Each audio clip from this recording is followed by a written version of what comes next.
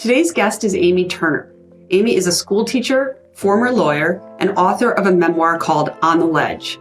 The memoir tells the story of her father's attempted suicide when she was 4 years old, the hypervigilance and fear that then plagued her into adulthood, and how her own brush with death, decades later, unexpectedly led her on a path of healing and creativity. In our interview, Amy discusses the events detailed in her book and much more.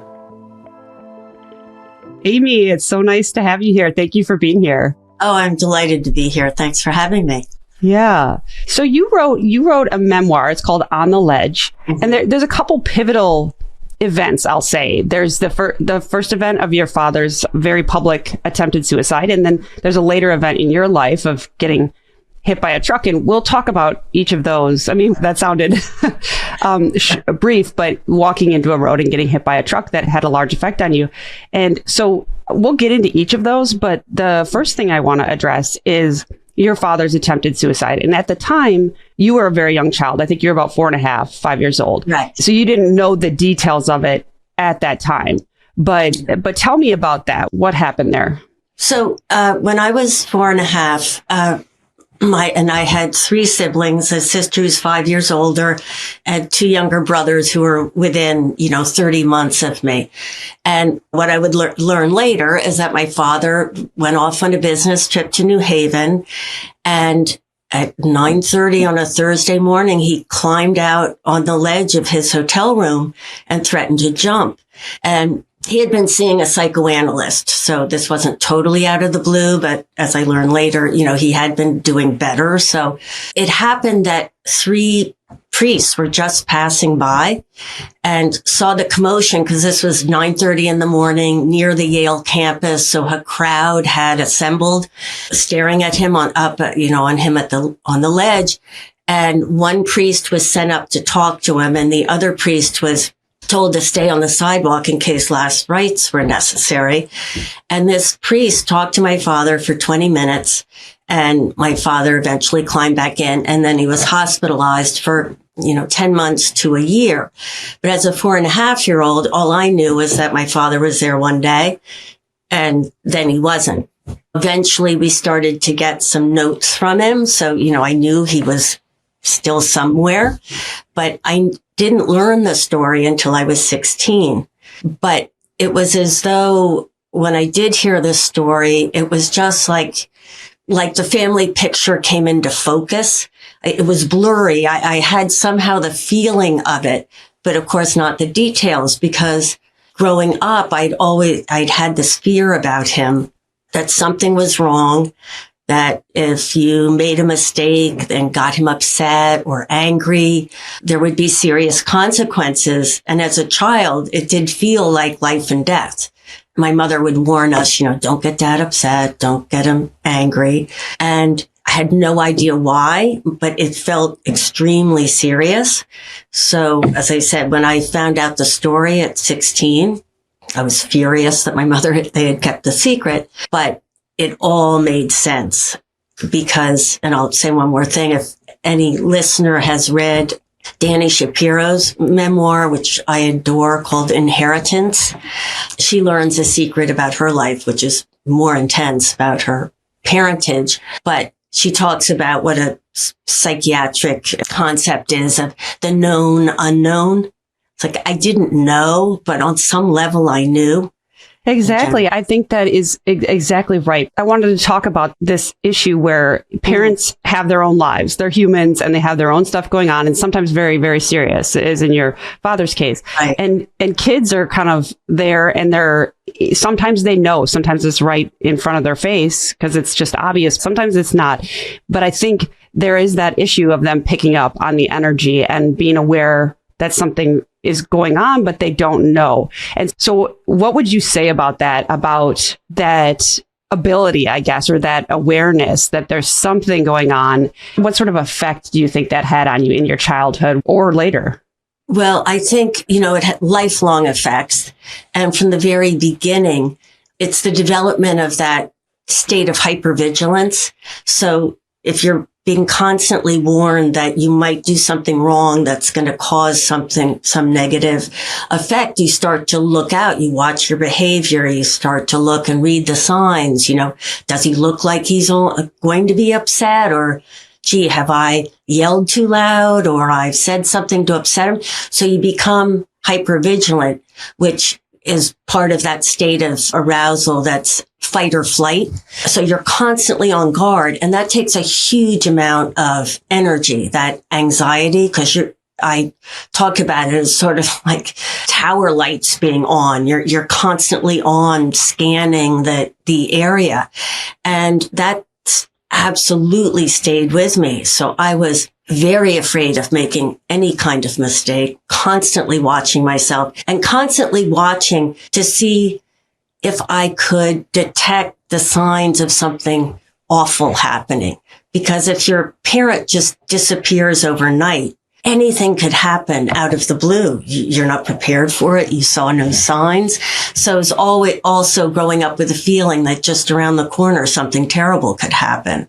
I had lots of psychotherapy, which I, am so grateful for, and felt that I'd worked out a lot of it, emotionally understanding the impact of what had happened with my father. But as, I'm sure we'll talk later in the book, reveals, there was more work to be done.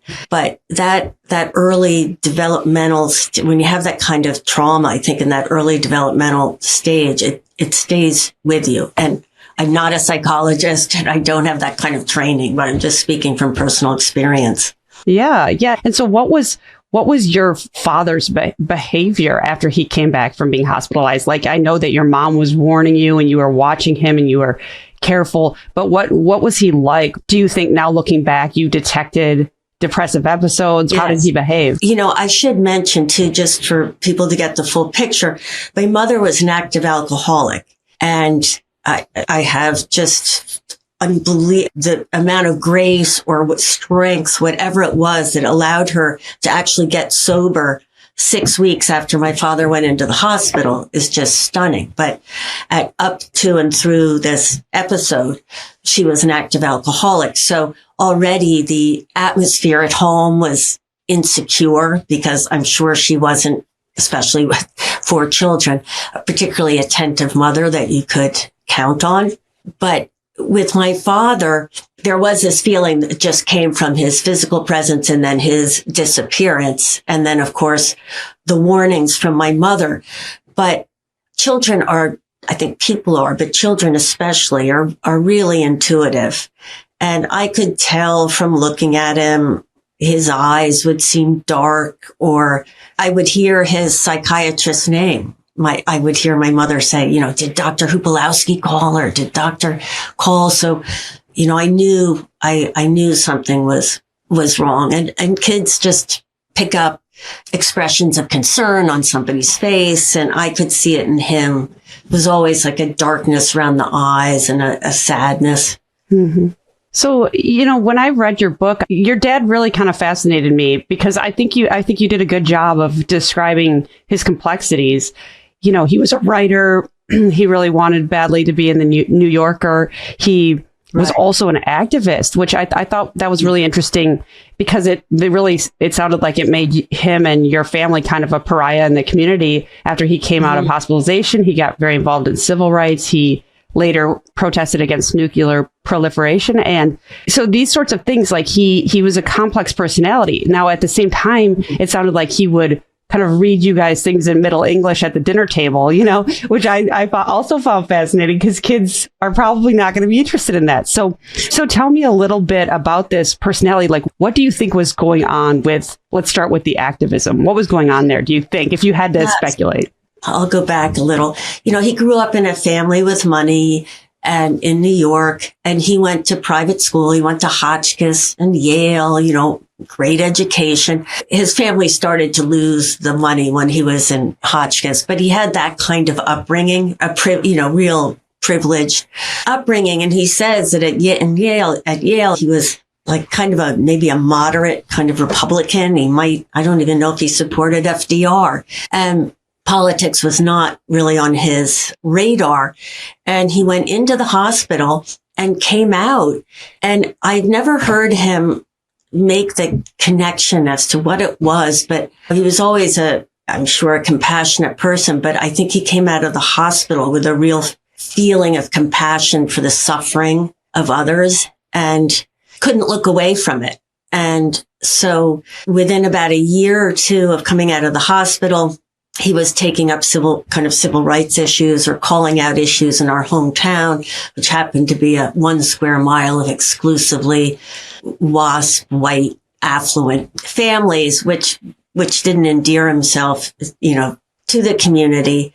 Later on, he supported a labor strike at the local hospital. It was predominantly Black hospital workers, and got involved in their efforts to unionize. And that actually ended up on the front page of the New York Times. It was a strike that had an impact, but needless, that's when we really did become a pariah.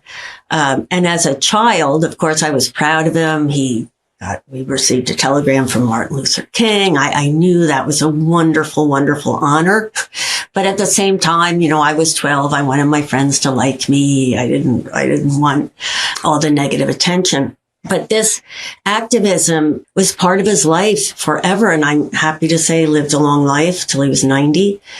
And the whole time, it was one issue after another of anti-war. And then he moved on to anti-nuclear and was very, very, very active and had he had such confidence in his beliefs and his opinions that he really was never reluctant to put people on the spot or approach people. I mean, Yale has a lot of distinguished alumni, and he would write them, people he was in school with, and ask them to go on hunger strikes with him and all of that. He just did whatever he could within his means, as long as it was somewhat, appropriate. He was not going to shy away out of embarrassment or something. And I should also say, for somebody who had such compassion, the ultimate was that he ended up traveling to Bangladesh about 4 times, even into his late 70s. Was writing a book, which he never finished, but he always stayed in the local Y. He never stayed in the tourist hotels. He was very committed to doing what he could for that country. But on the other side, he was very playful, which my mother wasn't. So when he wasn't depressed or something, he was fun, and he could be very playful. And he loved literature, loved poetry, and he instilled that in us from an early age.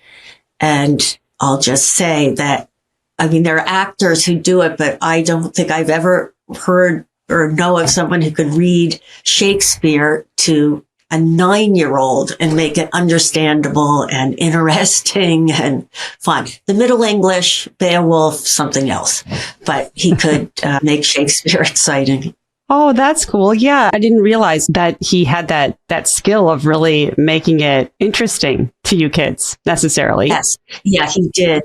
I might have given him short shrift, not enough credit on that, but he really, the bedtime, but he would take it to an extreme. Like he's reading Ode on a Grecian Urn to my younger brother.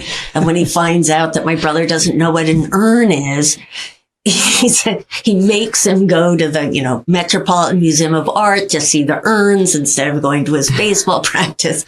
So he could take things to an extreme, but we all grew up with a real love of literature and writing. Wow. I just think he was a fascinating guy. He really was. And I admire that activism, and like you said, that sort of confidence and just doing everything he could, even if it was potentially embarrassing to someone else, to ask for someone you went to school with's help or whatever. He just forged ahead, it sounds like. Yes, he absolutely did. I'll just tell one more story. He was always in the role of assisting in the nuclear activism actions, they would call them.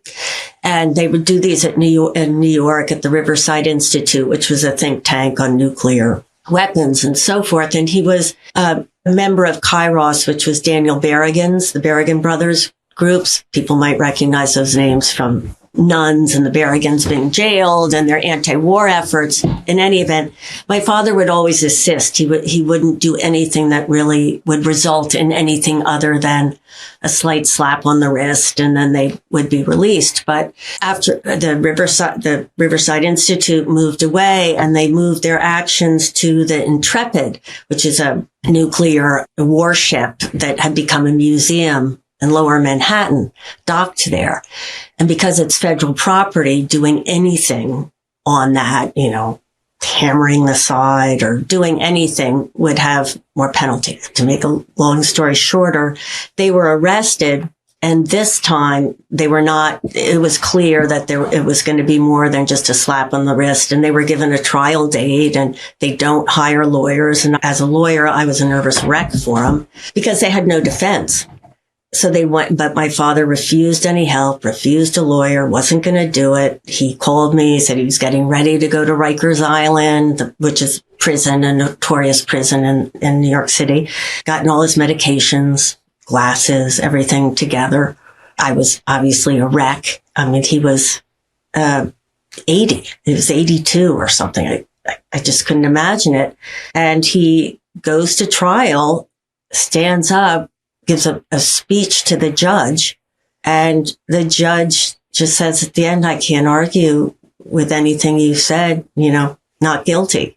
So my father did say, I think that was a culmination for him, because he did feel that it was somehow what he said was coming from, a greater source. He didn't even really remember what he'd said. So I think that for him, that was sort of the culmination of all that he'd done. He felt really, a deep sense of satisfaction and vindication and all for doing that. And when he moved out here and could no longer go into the city, he still had a correspondence that he kept up with the people of Kairos who were in jail serving long prison terms for doing things, with nuclear submarines. So he really, he was very generous and committed, in spite of the fact that too, he still suffered from his depressions and anxiety. So let's shift gears now, and we'll go to, as an adult, you had this event that you talk about in your book where you were picking up dry cleaning and you stepped out onto the road and a truck seems to have come out of nowhere and hit you.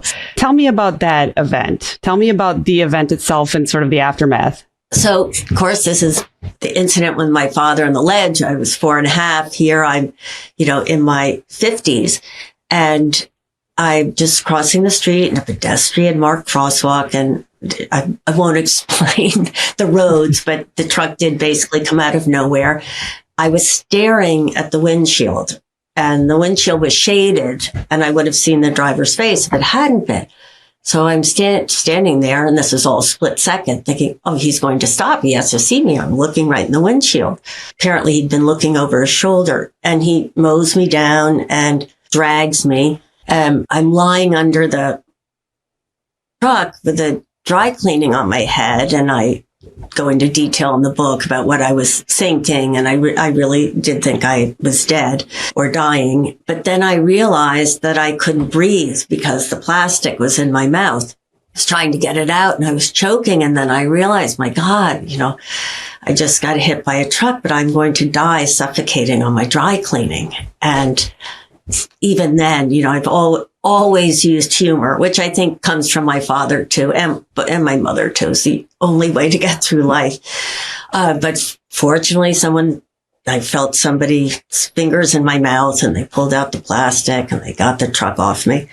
And amazingly, I didn't have any internal injuries or broken bones, but I was flown to hospital that did head trauma and so forth.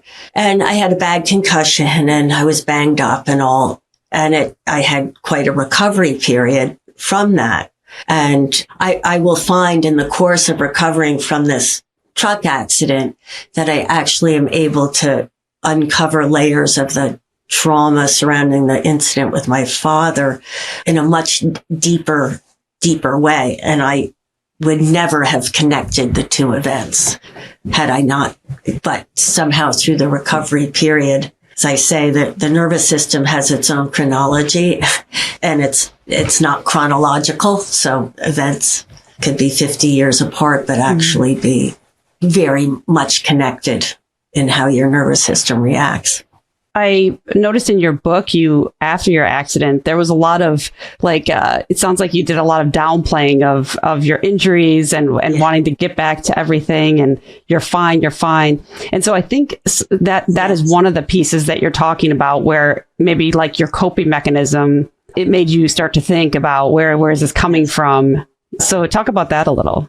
Yeah. Yes. And I just have to say, I just thank you for reading my book so closely. I mean, it's really nice to be asked these specific questions.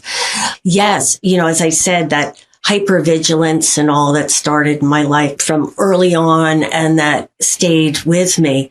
Once I got into my 20s and 30s and I really wanted to distinguish myself from my family, from my father, from any hint of mental illness.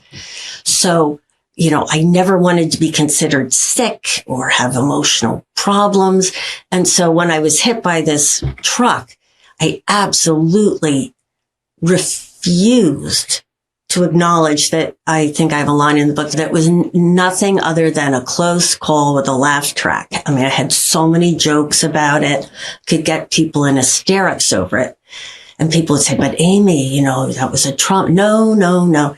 And I absolutely would not acknowledge that because what I, realized later is, and it's acknowledging a vulnerability, which I just refused to do. And the true vulnerability really went back to that childhood experience.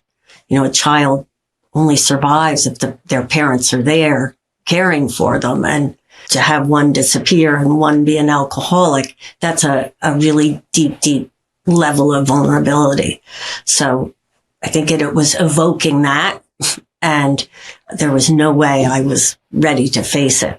I ended up in the care of seeing an acupuncturist who happened to be training in somatic experiencing, which is a psychobiologic technique for releasing the aftermath of trauma that's stored in the body. I hadn't gone to her for that reason.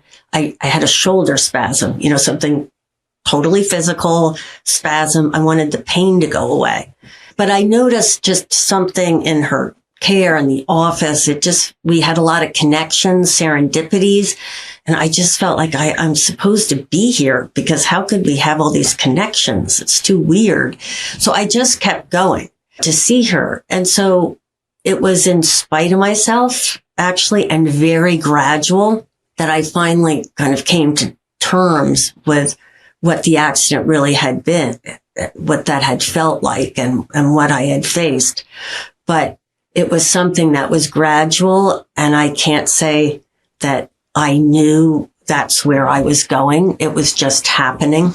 There was getting to be more space around the accident, and I could talk about it more and feel it more and go back to it and acknowledge fears and so forth. Yeah, it's interesting, I think, because you had already been through at least some therapy, before that. And I think, it's, a lot of therapy, and you can kind of process through things, but there are these coping mechanisms that are so automatic sometimes, I think, from, young childhood that you don't even, it's like you're at that age, in your 50s, getting hit by this truck and still going automatically into those coping mechanisms, like with no conscious thought. And so it's like, it's interesting that that's another level to process, right? I mean, that's the way I kind of see that, and I relate to that. Yeah, absolutely. In fact, after the accident, my GP said to me, you really should go talk to a therapist if you don't have one. See a therapist to forestall any development of PTSD, to talk about it and so forth, post-traumatic stress disorder. So I had this long-time relationship with this therapist, and I went to see her, and I just did the same thing in there. I just cracked jokes, and I talked to her about this since, and she reminded me, she said, Amy, you wouldn't even go there. So I think it really took the physical, almost bypassing the mind and the thought and all our defense mechanisms and all the ways that we figure out how we can avoid something. This technique just bypassed that. So I couldn't crack a joke while somehow my nervous system seemed to be relaxing or releasing. So I think that was, and I want to make sure I say this, I've had a lot of therapy and I'm so glad I did. I mean, developed so much self-awareness and it helped me so much. So I would never say that it wasn't anything other than necessary and great. But this other piece of the physical nervous system impact was really just a piece that for me, I think that was missing. And I'll also back up and say, I don't think we ever fully recover or release or get over deep-seated issues, but we get more space and distance, see it coming, or able to handle them more easily. So that's what this physical work, this body work, the somatic experiencing has really, really helped. I had no relationship with my body other than, am I thin enough? How do I look? Do I have a pain? But never thinking about feeling any emotion in my body. And when you're in that fight or flight, you're just tensed. You don't even know it, that your steady state of being is the tension in the shoulders, the bracing for the next shoe to fall, drop. What exactly is that somatic, I think you said somatic experience? What exactly is that? Well, I should say I'm not trained in it. I'm not a professional. So the explanations I give are really from my experience and the little reading I've done. But it's, as I said, it's a technique for releasing the aftermath of trauma in the nervous system. And the idea is that when you suffer a trauma, and it could be any, like they would call my truck thing a shock trauma. What happened with my father, developmental trauma, very different, but same effect in the nervous system. And if anyone has a dog or you see, if the dog has a little trauma or some little problem, they'll shake it. You'll see them, they'll kind of shake and then they just run off like nothing happened to them. Through that physical action, they're processing that trauma and getting it out of their nervous system. But humans we don't do that. Nobody's going to shake or something. We just repress it, and move on. So the idea is finding a way to just kind of get that out. And I can't really explain how the technique works other than that through calming the nervous system down to a very deep level and also tapping into the discomfort in the nervous system, like those areas of anxiety where you feel it, where it could be in your body, and then coming out because you don't want to re-traumatize the nervous system, but you go out into an area of discomfort, sort of stay there, but then you come out. And through that titrating and pendulating, the body the nervous system gets used to that area of discomfort and eventually it gets released, or at least you get distance from it so that you're not constantly triggered without knowing how you're being triggered. Mm-hmm. As you said, the defense mechanism of humor, it's automatic. I don't have to think, gee, maybe I'll try to be funny. It just comes. Well, that's, a lot of us walk around with unresolved trauma and some of our behaviors are just a response to that. We don't even know. We just know all of a sudden I'm so angry or I'm so worried or I'm so this. Nervous system has its own timeline, and old things get triggered and we don't even realize that's what it is. When I started having this in 2011, 2012, it felt like it was just beginning, but now there seem to be a lot of different kind of somatic body techniques. And there's a well-known book, The Body Keeps the Score. And there are a lot of different types of modalities and all out there. But I think the whole general idea is this idea of trauma stored in the nervous system. When you said that it took the physical to sort of get you to that new level of, let's say, healing or processing the trauma, that is so interesting because in that way, I'm not saying that you wanted to get hit by the truck, but I'm saying sometimes these things can turn into a gift. They can turn into something that maybe wouldn't have happened. You wouldn't have gotten there without it. What are your thoughts on that? Yes, I absolutely. I mean, I don't wish on anyone, getting hit by a truck or a repeat for myself. And I was objectively so lucky that I just, wasn't killed or didn't have really, really serious injuries. But I had the accident, and it was so shocking to me. So viscerally shocking, because how do you just do a routine errand on a day when there's no traffic? It's a beautiful day. You're in a marked crosswalk and a truck hits you. It doesn't make any sense. And so part of me, the lawyer part of me too, was like, why did this happen? Why did this happen? And then my brother died also unexpectedly, less than a month after this happened. He's worthy of another book, but he had been doing better in the last 3 years than he'd been doing in decades. And so that was almost as random and shocking to me. So when those two events happened together, I felt, I don't think consciously, but I realize now unconsciously, I so had to make sense of these two events that I think that's what actually propelled me to eventually write this book, was to try to make sense of the narrative of my life and somehow to integrate these two events. So yeah, I had always wanted to write, had always been blocked like my father. And after this accident, I ended up being able to write. And again, I don't recommend, hitting your head on concrete to get rid of writer's block. But eventually through the somatic work, I think I was able to get this kind of space, and I was able to write about my life without shutting down, and being blocked.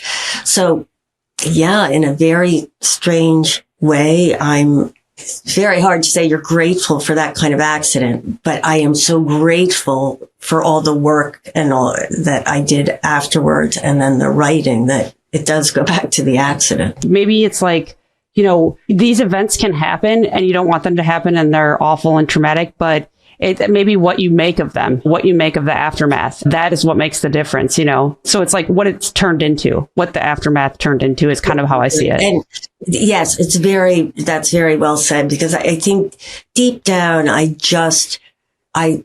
think I couldn't live with these two events just being some random funny story, stories in my life. It was too unsettling. It was too weird.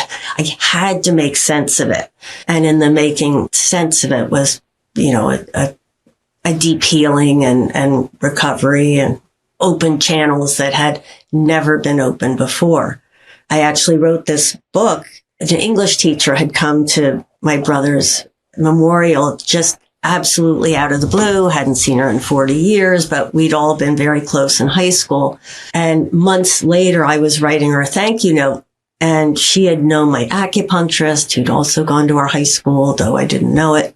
So it made sense for me to tell her about eventually the accident and the acupuncturist. And I found myself explaining all that had happened. And all of a sudden, this channel opened that I had never had access to before. And memories, reflections, connections just absolutely flowed out of me. And I was teaching then every weekend. It was just flowing. My husband couldn't believe it, writing and writing. And that was the genesis of the book, which really did directly flow out of my brother's death and the accident. And eventually the writing is never that easy. And there was a lot of work and it took a long time, but that's how it started. All of a sudden when you were talking, I just thought, how proud would your dad be that you wrote this book? I feel like as such a writer himself and someone who read to you guys, I just think he would be very proud, wouldn't he? Thank you. I hope so. I do wonder if he would be a little upset that, there's talking about him. So, I didn't hold too much back in terms of that incident, which he would not talk about. So I don't know how he would feel about that, but I do know that he actually could put those kinds of things aside, and just appreciate the fact that I was able to complete the book and write a book. I think he would be proud of that. Yeah. And I think I could absolutely understand why he would have feelings about that event, but I think so many people can understand someone struggling mentally. And he was such a, like I said, a complicated, interesting, intelligent person. I mean, you wrote it in a way that I think he really comes across as a really interesting person, and he's not limited to mental struggles that he had. And certainly, I think, like I said, people would have a lot of compassion for that anyway. Thank you. Thank you. I hope so. And I do have to say that maybe I could never have written this book beforehand anyway, because I had to be at a time where I really felt resolved in my relationships with my parents and somewhat with my brother, because it would have been a very different book at different stages of my life where you're still feeling some resentment or working something out on the page. And I came to appreciate them even more, as I really delved into their lives and what they dealt with. I have one more question. When you did ultimately go back and find, when your father did this, stepping out onto the ledge, there were newspaper articles, there were pictures, all of this that you had never, even after you found out about the event, you didn't go try to find. But then at some point you did. And so I want to ask you about that. What drove you to do that, do you think? And then what did it feel like when you actually looked at those pictures and read those articles? Well, I wish I could answer the first part of the question with some very clear motivation, but the way it happened was, well, I'll step back for a minute. So eventually I was told the story at 16 about what happened with my father. And there was always a line, and it was on the front page of the Daily News. And for anyone who's not from New York, the Daily News is a tabloid and very huge, circulation and big front page. And so we never talked about it very much, but whenever it was talked about, there was this little tagline, but I didn't, years later, I didn't really know if that was true, if I heard right, but I had no curiosity about it. And I think as a lawyer, even, why didn't I think to look that up? But it didn't even occur to me. So in the course of that somatic, seeing the acupuncturist, just one day, the thought floated up, I should find the pictures of my father. And it just floated up, almost like go to the grocery store, find the pictures of your father. I was shocked. I was thinking, why didn't I ever think of this? And so I actually procrastinated and realized, I have some feelings about this, procrastinated. I had the wrong date. It took me forever. And I finally found it in the newspaper archives of the New York Public Library, because back then the Daily News wasn't digitized and a lot of newspapers weren't. And when I found it, and sure enough, it's a tabloid. So below the fold was a picture of him on the ledge. And there was a big, bold headline, reprieve from eternity and back then, Harold Turner of 35 Valley Road brought me his address, how many children. So reporters were showing up, my poor mother, at our house, apparently. And I just I had a panic attack, and I was shocked. So I thought, well, I was looking at it, say, in 2013. It's happened in 1957. And I was so panicked. It was such a combination of, I don't even know what to say, this feeling like he's going to jump. I've got to help him. What should I do? He's going to show up in the room. It was really like a 3-minute, no one would have known. I was just sitting there, but I was in a panic. Then I literally couldn't look at it for a long time. And I started to wonder, what is it about? Why can't I even look at a piece of paper? He lived till he was 90. And eventually, it's partially in the book, I'm able to really unpack that. And now I can, look at the photographs without being thrown into some emotional maelstrom. But so in researching the book, actually, it was by accident. But anyway, I ended up finding out that the pictures of him had gone out on the AP wires. He was on the front page of over 80 newspapers across the country, from the LA Times to the Detroit Free Press to the other papers in New York, Chicago, and then small towns in Ohio and Tennessee and Indiana. So all over. And I can only conclude, I mean, I think there are a number of reasons, but the photographs were very dramatic. There's one of him on the ledge and with the ladder, and he's looking down, and the point of view is it looks like you're looking into his eyes. And then there's a triptych with the priest in the window. So I guess it was just a matter of the drama, but it was all over. And some of these papers were weekly, so it was over a course of 2 weeks that they were all over the newspapers. And I don't know how much he knew that, or even my mother, because I just, lucky for us, it wasn't the age of the internet. If looking at a photograph 50 years later could put me into a panic attack, I don't know how people deal with family trauma like this and have it be instantaneous all over the internet. But yeah, you know what? That's what I'm thinking of when I'm hearing this. It's like, oh yeah, you see this. We all see this stuff sometimes, and it is, like you said, instantaneous all over. And then you have a family behind that. You have real people trying to cope with it in their own small space, and then difficult to imagine. Yes, yeah, absolutely.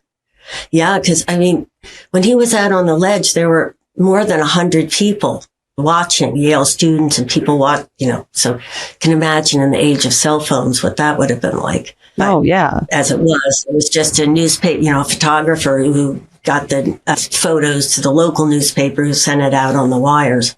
Oh, yeah. Yeah. It's an interesting story. And I think the fact that there was this priest passing by, I mean, all of it just made for this newspaper thing that was going to take off. But all I can do is just be so grateful that the priest got him to come back in, right? I mean, you got to be so thankful for that he came back in the room. Yeah. Yeah. And I was so happy to find, well, the book is filled, or the story is filled with these synchronicities, but one of them was that when I called the New Haven Library, the reference librarians, to try to get the local newspaper, New Haven Register's coverage, the woman who helped me said, "Oh, I knew that priest. He was my priest." And so I got her assessment of him. And so I also got the interview. He was interviewed by the newspaper about what he had done. And he just had said, he just talked for 20 minutes and he just kept talking and telling my father not to look down, and somehow that connection. My father was unbelievably polite. His etiquette was impeccable. And again, here I am going to humor, but I did think there was my father. Of course he was going to listen and talk to the priest. He wasn't going to ignore him. So. Oh yeah, but it's true. Yeah. This priest had to have been he was in his early 30s and must have had just the right approach. How lucky. Yeah. How fortunate. Yeah. Yeah. Well, I want to thank you so much for being here and talking about this. And I do think this is a really good, I think it's a really meaningful story. And what you wrote, the book is really good. And it really makes you think, and it's just about families and these connections between events and all of these things, in addition to many other things. It's a couple events that you kind of integrated, but it's so much more than that. And I really think it's a good book. Thank you so much. I really appreciate your close read of it and getting a chance to talk about it in such detail. Do you have anything else that you want to make sure we cover before we sign off? I don't think so, but I'm glad you said that it's also more. So there's humor in it, and there's other periods of my life as well. Overall, for me, I think the story is it's just never too late to figure something out in your life. To get beyond an issue or challenges that we have sometimes. I mean, I even thought in my 50s, well, this is as far as I'm going to get. So just urge people to, if there's things bothering them, just keep at it, because it's just never too late. One more quick question that I did have in my mind, and then it slipped from me. The ways in which you did experience this sort of nervous system healing, in addition to going to therapy, I would imagine that in your life, you notice differences now for yourself in the way that you maybe interact with people. Do you notice a new sort of richness or anything like that to your life after having these sort of healing experiences? Yes, I do. Part of those experiences is getting distance, sort of distance and space around issues, or, I think most of us probably have these kinds of thoughts that bubble up, whatever they are, that bother us or that we can't get rid of. And I feel like I have a lot of space and distance from the kinds of things that used to just plague me, those fears of looking out for fears that something's going to happen, or that hypervigilance or self-doubt or so forth. I feel a space and a distance from that. So I don't feel overwhelmed anymore or triggered. I can see things coming. So that's a feeling of certain freedom and liberation. And I think in that space and distance, that's where the creativity was allowed to emerge. And that's been a huge, huge gift for me. Yeah. So it's been wonderful. Well, thank you so much for being here, for your time, for writing your book. Again, the book is called On the Ledge, and there's so much good stuff in there. There's humor. There's lots of interesting stories, lots of different levels of meaning in there. So thank you for being here. I really appreciate it. Oh, thanks. I've enjoyed the conversation.